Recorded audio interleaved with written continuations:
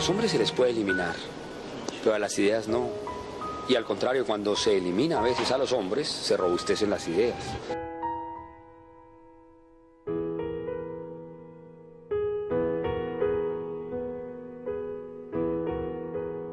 Este 18 de agosto se cumplieron 25 años del asesinato de Luis Carlos Galán Sarmiento, quien en 1989, con el 60% de favoritismo, parecía ser el candidato más firme para ocupar la presidencia.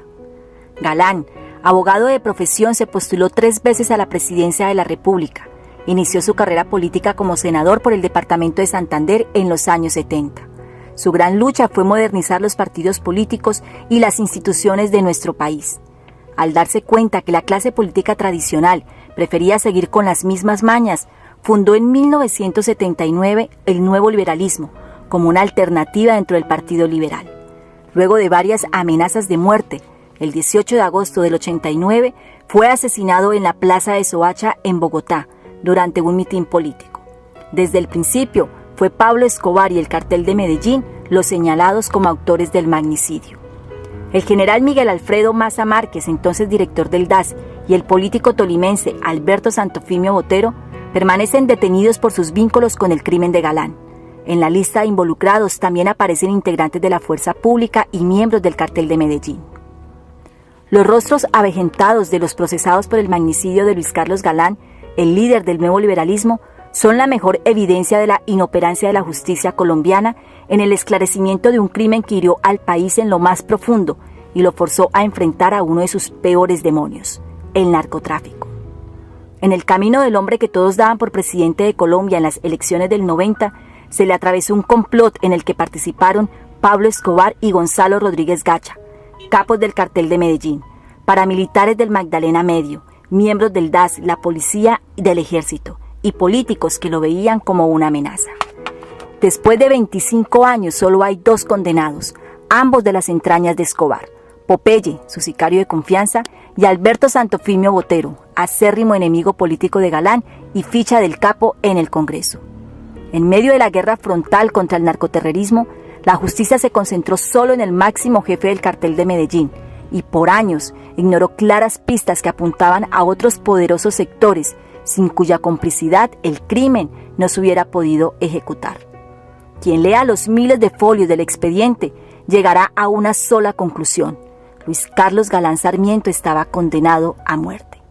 El plan para asesinarlo fue tan cuidadosamente calculado que lo elevaron en una tarima hecha 4 horas antes para que las balas lo impactaran de abajo hacia arriba, en puntos en los que el chaleco antibalas no lo protegía.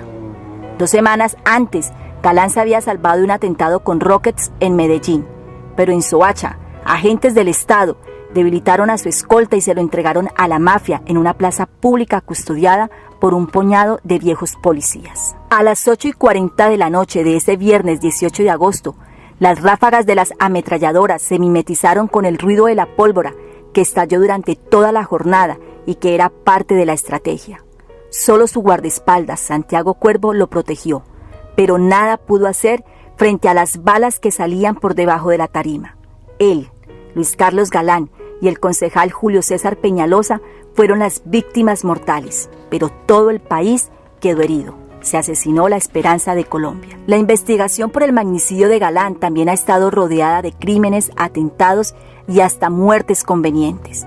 El exministro de Justicia y exsenador Carlos Obando, que desde el primer momento le dijo al país que él estaba reunido con Juvis Hasbún en el norte de Bogotá en el momento en que Galán moría en Soacha, fue atacado a bala en febrero del 90, cuando atendió a un supuesto oficial que lo había citado para ampliar su declaración en favor del químico. Y como en todos los magnicidios de la época, los sicarios también fueron silenciados. Eduardo Rueda Rocha, el hombre que disparó contra el candidato, fue capturado en septiembre de 1990 y se fugó pocos días después de la picota.